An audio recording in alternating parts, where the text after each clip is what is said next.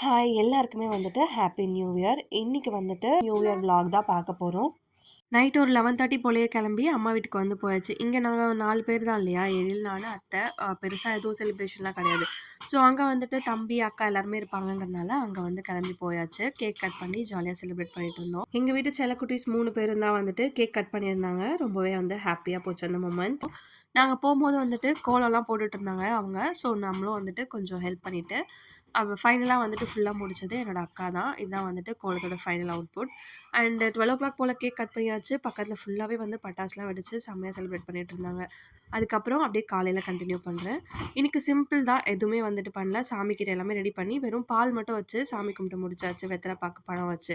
அதுக்கப்புறம் பக்கத்தில் இருந்த கோவிலுக்கு வந்து கிளம்பி போயிட்டு வந்திருந்தோம். கோவில் நல்லா ரஷ்ஷாகவே இருந்தது. அண்ட் வெயிட் பண்ணி சாமி பார்த்துட்டு அன்னதானம் கொடுத்துருந்தாங்க, அதுவுமே சாப்பிட்டுட்டு அங்கேருந்து கிளம்பி வந்தாச்சு. இந்த நியூ இயர் இப்படி தான் போச்சு. நெக்ஸ்ட் வீடியோவில் பார்க்கலாம். பாய்.